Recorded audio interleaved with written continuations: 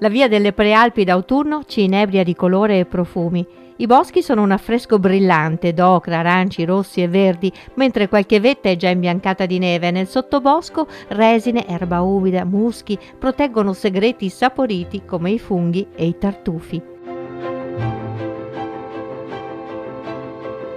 Dal Cansiglio fino al lago di Garda, lungo i 12 straordinari territori prealpini che si affacciano sulle Dolomiti, patrimonio dell'umanità, incontriamo la magia di una stagione che ci conquista con il silenzio, con il buio delle cantine dove l'alchimia dell'uva che si trasforma in vino pregiato si sta compiendo al riparo di botti e barrique o di più moderni serbatoi d'acciaio. È la stagione ideale per lo sport, per l'avventura, ma anche per più rilassanti itinerari enogastronomici e culturali. Il nostro viaggio in Valpolicella comincia da Fumane, nella Valle dei Progni, i ruscelli che irrorano la valle e che originano anche le spettacolari cascate di Molina, poco lontano da qui. Sono anche fonte di vita che si apprezza dopo una passeggiata agli abbeveratoi di Cavalo, uno dei borghi di pietra che si affaccia sulla Lessinia con la sua chiesa vecchia di origini romaniche. Arrivarci a cavallo, come ispira il toponimo, è una esperienza affascinante che facciamo ospiti del B&B Le Corone, dove è possibile vivere alle pendici del Monte Pastello un'esperienza a tutto tondo a contatto con gli animali e la natura. Poco lontano, la grotta di Fumane ci ricorda però che questi territori sono abitati fin dalla preistoria.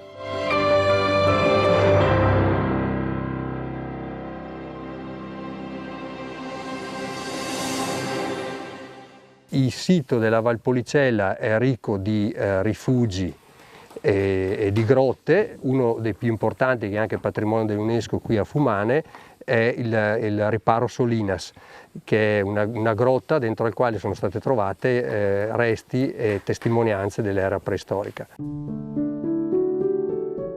Riscaldata dall'aria mite del lago di Garda, dal morbido vento Ora o dal più impetuoso Peler, la Valpolicella è da sempre terra fertile e rigogliosa, dove ciliegi, ulivi e soprattutto la vite sono coltivati fin dai tempi più antichi. La storia ha lasciato le sue bellissime impronte nelle corti e nelle pievi che si incontrano su ogni colle o monte, nelle ville venete dei patrizi che da Roma al Rinascimento soggiornavano qui per le loro vacanze, a Verona, su cui finiscono le ultime colline, o al lago di Garda, che si incontra all'orizzonte nei giorni assolati.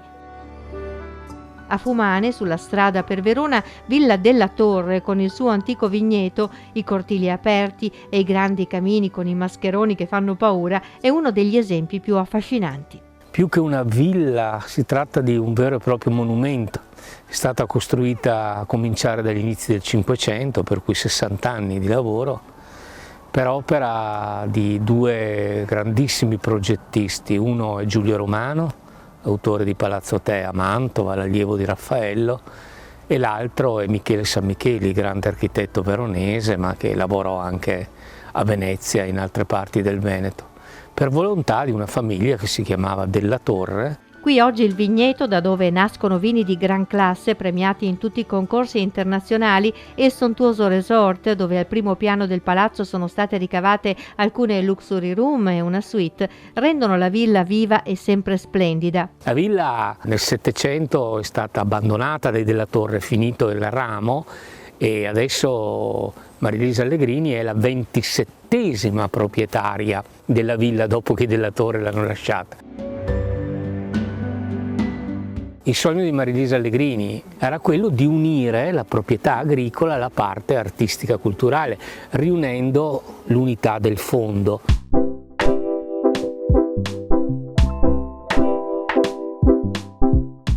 Paesaggi così dolci e romantici da far venire voglia di parlare in versi. E infatti tra queste colline letterati e poeti di ogni epoca hanno trovato ispirazione per i loro componimenti. Il paesaggio agreste della valle dalle molte cantine, vallis pollis celle in latino, è mutevole e ricco perché le tre vallate che costituiscono questa ampia regione sono tra loro molto diverse, quella più montuosa a nord, la Valpolicella classica, che è il regno della vite, mentre verso sud dominano gli ulivi.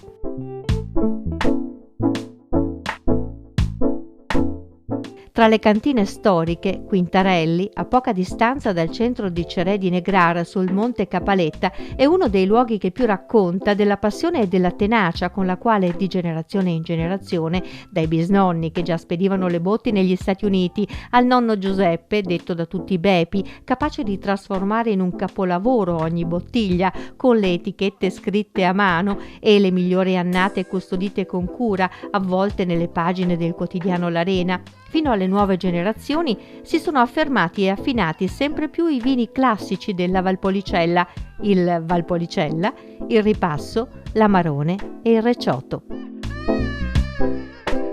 Tra i vecchi impianti a pergola veronese e i fruttai dove le uve appassiscono nelle cassette oppure in trecce o in quei graticci di legno che qui chiamano arele, andiamo a scoprire quanta dedizione e passione si nasconde in ognuna di queste bottiglie.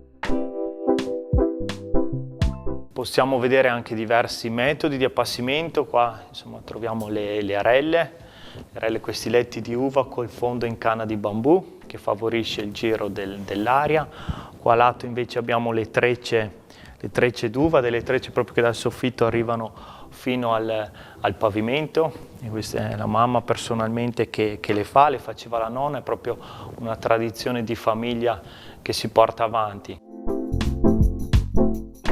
Le uve vengono pigiate, diraspate, si porta via la parte legnosa del grappolo, fermentano in tini d'acciaio e dopo la fermentazione alcolica avviene anche una successiva macerazione a caldo del vino con le bucce ancora. Da qui il vino viene travasato nei tini di legno, nelle botti di legno, come vedete qui intorno, quindi tante botti di rovere di Slavonia, principalmente prodotte in Italia. Per esempio l'Amarone resta in affinamento nelle botti 8 anni, quindi fra circa 8 anni o 8 anni fa, noi stiamo vendendo l'annata 2013. L'Amarone, infatti, che la leggenda vuole nato nel 1936 da una botte di Recioto dimenticato in cantina, si è sviluppato a partire dagli anni 50, crescendo fino al successo di questi ultimi decenni. Il nonno è stato uno dei primi a credere nell'affinamento lungo e a proporlo e a ispirare altri produttori della zona. Nella bottaia, oggi gioiello di arte e design, uno spazio speciale occupano le antiche botti rigorosamente in rovere di Slavonia del nonno Bepi, con le incisioni che evocano i valori della famiglia, ma anche quella ovale della nonna Franca.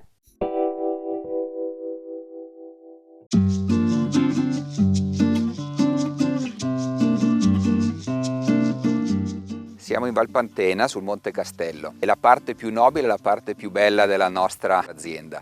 Siamo a 700 metri di quota, di fronte a noi abbiamo Verona, la Valpadana, ma soprattutto abbiamo il cuore della collina dei Ciliegi. 450 metri salgono i vigneti fino a 600 e quindi fino a 700 qua. È agricoltura abbastanza estrema perché siamo ad un livello anche orografico con un 35% di pendenza su questo lato.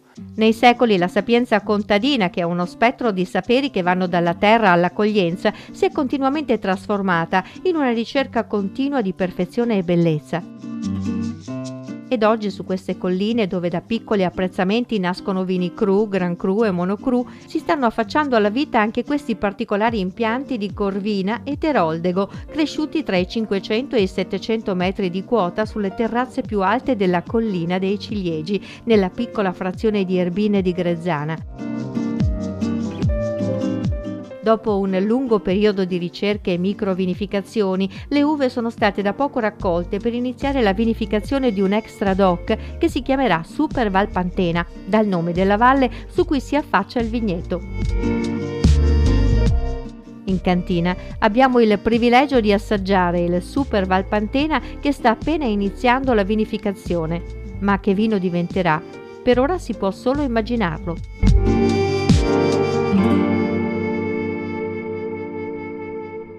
I mosti io li ho assaggiati, sarà un vino straordinario perché è un vino che è un concentrato di questa mineralità di questo luogo. Serviranno tanti anni di sperimentazione, quindi è nato, è un baby, come io lo sto definendo, le mie vasche sono i nostri baby, vedremo.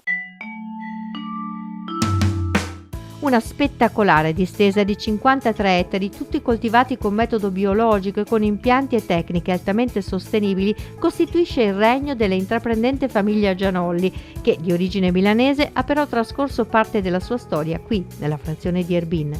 Quando porto la bandiera del nostro paese nel mondo, quando portiamo una nostra bottiglia di vino in Cina anziché negli Stati Uniti, in Canada o in qualsiasi angolo del pianeta, io mi sento un ambasciatore dell'Italia. Però mi sento anche un po' il papà di questo luogo, di questa collina dei ciliegi, perché me l'ha consegnata mio padre. In 15 anni il sogno di far rivivere questa valle, sostituendo ai ciliegi purtroppo decimati da una malattia vigneti autoctoni, è diventato realtà.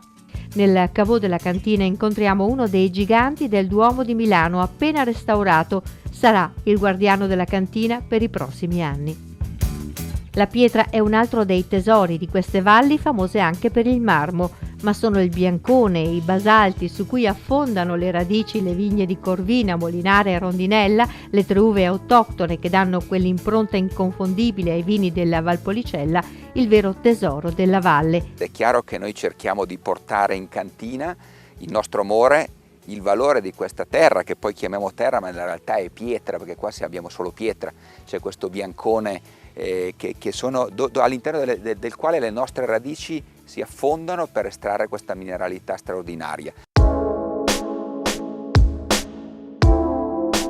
Alla cantina a Cordini, a Fumane, andiamo a conoscere questi straordinari uvaggi. Qua abbiamo dell'uva Corvina e dell'uva Corvinone, che sono le varietà per il Valpolicella e nello specifico in questo caso per l'Amarone, anche la Molinara in differenti percentuali.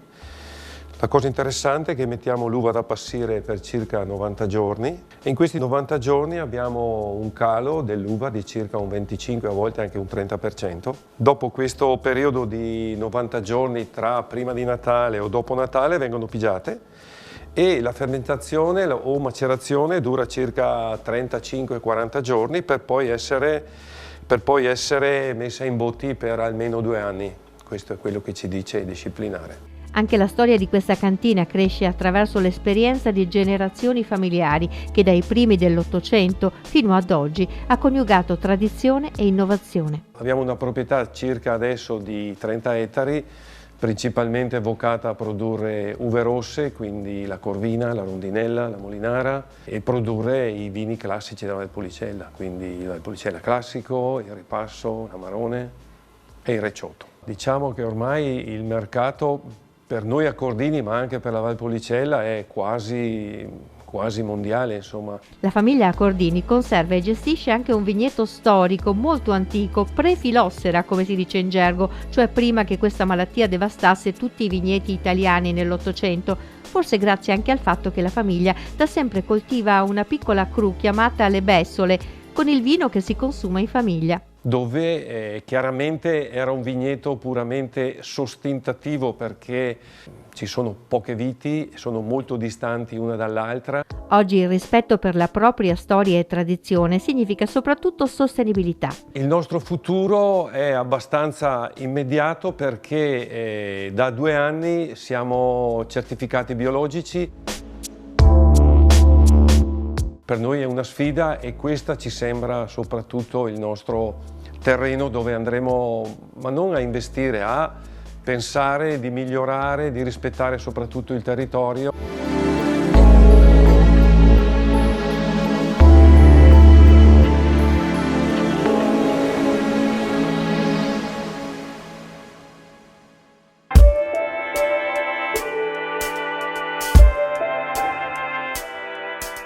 Verona, assieme a Venezia, è la città turistica principale del Veneto e anche qui in collina l'ospitalità fa parte del DNA delle famiglie, sia che si tratti di un soggiorno in cantina, che in un resort, che in un bed and breakfast, dove respirare e vivere appieno l'esperienza della condivisione in famiglia è un'esperienza che non si dimentica.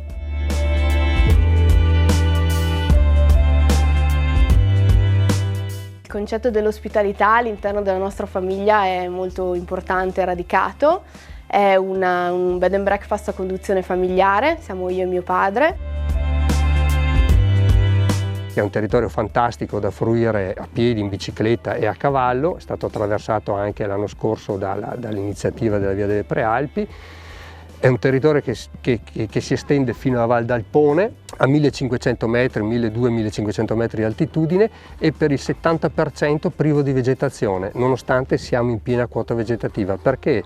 Perché fin dall'antichità la Repubblica Serenissima di Venezia veniva ad approvvigionarsi delle querce e dei faggi per fare le bricole su cui era stata costruita la città di Venezia. Cercavamo un posto un po' lontano dal mondo, ma facilmente raggiungibile per le semplici comodità alimentari, dove unire il concetto dell'ospitalità familiare alla passione dei cavalli che abbiamo nel sangue.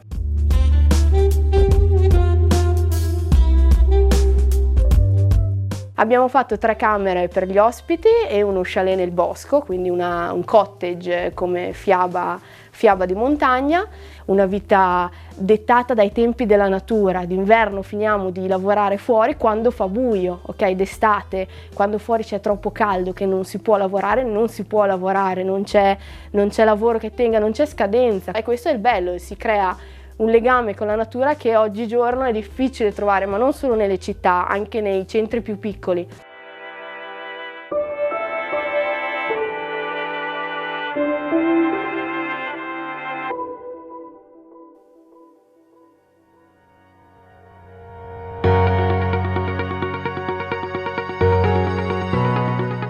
Turismo che dalle gite e degustazioni in cantina o nei caveau alle tante bellezze storiche si può declinare a piedi, a cavallo, in bicicletta, ma anche in maniera più avventurosa, per esempio con la buona stagione in canoa lungo il fiume Adige o d'autunno anche in sella ad un quad tra i vigneti di San Pietro in Cariano che arrossano le loro foglie al sole. Le piante non soffrono perché questa è una stagione in cui non c'è molta attività vegetativa, ma girare in libertà tra la campagna e lungo le strade dove in epoca romana passava la via Augusta è un'esperienza, anche in questo caso, indimenticabile. Siamo in Valpolicella, un territorio fantastico da poter scoprire con tanti nuovi modi, a bordo di quad, biciclette, mountain bike elettriche, canoe con discese lungo il fiume e esplorando i suoi vigneti e i suoi boschi. Alla fine potremo sempre degustare degli ottimi vini nelle fantastiche cantine e salumi e formaggi della nostra montagna e del nostro territorio.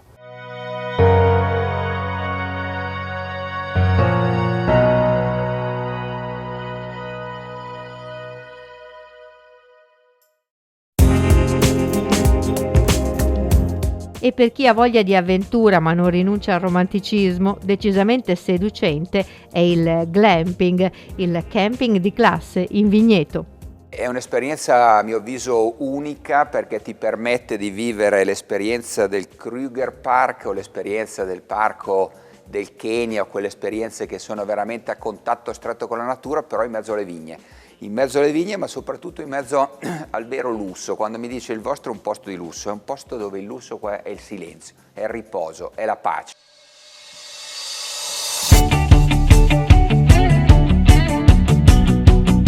Un'immersione nella pace e nel silenzio, al ritmo del nostro cuore, la offre qui una passeggiata in Nordic Walking, la camminata nordica con i bastoncini legati ai polsi, che fa bene a tutto il corpo. Nordic Walking si pratica all'aria aperta, all'aperto, è in realtà un modo di spostarsi, per cui anche esplorare il territorio, ovunque si possa essere, che sia in pianura, in collina, in montagna.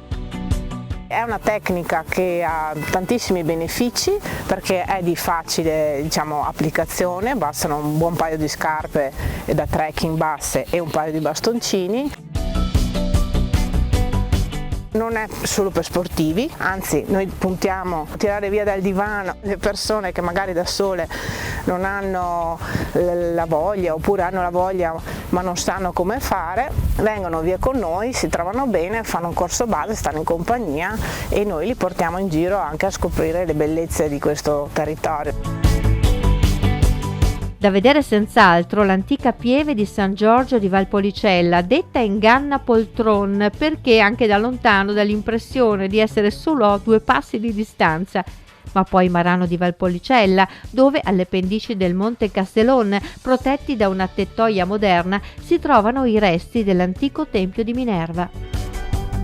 ci troviamo a Santa Maria Valverde, nel cuore della Valpolicella, nel comune di Marano di Valpolicella, e la Valpolicella è un luogo che si adatta molto a fare tutta una serie di passeggiate nordiche, perché ci sono una serie di luoghi interessanti sotto il punto di vista culturale e storico.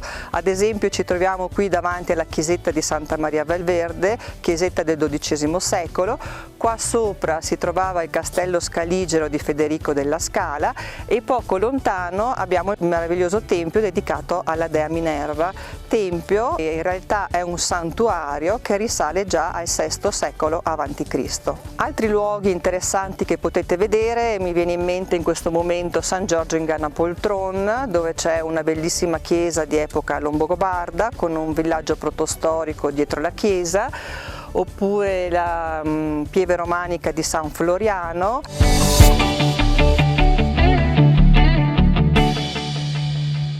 C'è un legame quasi mistico tra le famiglie della Valpolicella e i loro prodotti, come se le radici delle vigne legassero insieme le storie delle generazioni che hanno lavorato operosamente su queste terre.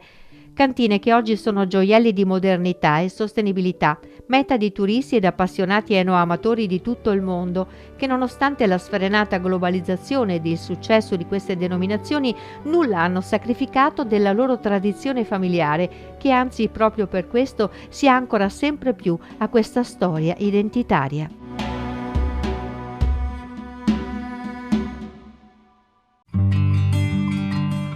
Concludiamo a tavola, in pieno stile classico, questo breve viaggio tra alcuni tesori di queste affascinanti colline. Accompagnati da Emilio Boschetti, chef del ristorante Paroletto, al confine tra la Valpolicella e la Lessinia, andiamo a scoprire i piatti della tradizione. Allora abbiamo la nostra soppressa casereccia, tipica soppressa di Verona, fatta in casa. Qui ho preparato un taglierino con un po' di formaggio monteveronese, di un caseificio qua vicino. Abbiamo abbinato, questa è gelatina di amarone. Qua c'è una mostarda di pere trentosse, che è una pera un po' particolare che va cotta. Questo è l'olio che fa sempre olio della Valpolicella. Risotti e brasati all'amarone sono classici della cucina della Valpolicella, ma tra queste colline si raccolgono anche ottimi tartufi. E da queste parti però brodi e bolliti sono i veri re della tavola. Il tipico tagliolino in brodo di Verona con i fegatini al centro, che è un piatto molto tipico di Verona. La tradizione veronese sarebbe di mangiare le tagliatelle in brodo con i fegatini e come secondo il bollito misto con la pearà, classica di Verona.